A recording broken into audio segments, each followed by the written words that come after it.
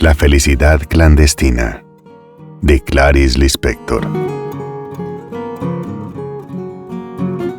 Ella era gorda, baja, pecosa y de pelo excesivamente crespo, medio pelirrojo. Tenía un busto enorme, mientras que todas nosotras todavía éramos planas. Como si no fuera suficiente, por encima del pecho se llenaba de caramelos los dos bolsillos de la blusa. Pero poseía lo que a cualquier niña devoradora de historias le habría gustado tener: un papá dueño de una librería. No lo aprovechaba mucho, y nosotras todavía menos. Incluso para los cumpleaños, en vez de un librito barato por lo menos, nos entregaba una postal de la tienda del papá. Para colmo, siempre era algún paisaje de Recife, la ciudad en donde vivíamos, con sus puentes más que vistos. Detrás, escribía con letra elaboradísimas palabras como fecha natalicia y recuerdos. Pero qué talento tenía para la crueldad. Mientras haciendo barullo chupaba caramelos, toda ella era pura venganza. ¿Cómo nos debía de odiar esa niña a nosotras, que éramos imperdonablemente monas, delgadas, altas, de cabello libre? Conmigo ejercitó su sadismo con una serena ferocidad. En mi ansiedad por leer, yo no me daba cuenta de las humillaciones que me imponía. Seguía pidiéndole prestados los libros que a ella no le interesaban. Hasta que le llegó el día magno de empezar a infligirme una tortura china. Como por casualidad, me informó de que tenía El reinado de Naricita, de Monteiro Lobato. Era un libro grueso, válgame Dios, era un libro para quedarse a vivir con él, para comer, para dormir con él, y totalmente por encima de mis posibilidades. Me dijo que si al día siguiente pasaba por la casa de ella, me lo prestaría. Hasta el día siguiente, de la alegría, yo estuve transformada en la misma esperanza. No vivía, nadaba lentamente en un mar suave. Las olas me transportaban de un lado a otro. Literalmente corriendo, al día siguiente fui a su casa. No vivía en un apartamento como yo, sino en una casa. No me hizo pasar. Con la mirada fija en la mía, me dijo que le había prestado el libro a otra niña. Boquiabierta, yo me fui despacio. Pero al poco rato, la esperanza había vuelto a apoderarse de mí por completo y ya caminaba por la calle a saltos, que era mi manera extraña de caminar por las calles de Recife. Esa vez no me caí. Me guiaba la promesa del libro. Llegaría al día siguiente, los siguientes serían después mi vida entera. Me esperaba el amor por el mundo. Anduve brincando por las calles y no me caí una sola vez. Pero las cosas no fueron tan sencillas. El plan secreto de la hija del dueño de la librería era sereno y diabólico. Al día siguiente, allí estaba yo en la puerta de su casa, con una sonrisa y el corazón palpitante. Todo para oír la tranquila respuesta: que el libro no se hallaba aún en su poder, que volviera al día siguiente.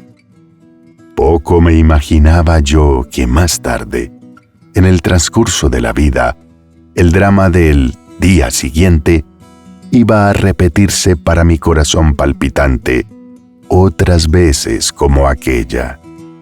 Y así seguimos. ¿Cuánto tiempo? No lo sé. Ella sabía que, mientras la hiel no se escurriese por completo de su cuerpo gordo, sería un tiempo indefinido. Yo había empezado a adivinar. Es algo que adivino a veces, que me había elegido para que sufriera. Pero incluso sospechándolo, a veces lo acepto, como si el que me quiere hacer sufrir necesitara desesperadamente que yo sufra. ¿Cuánto tiempo?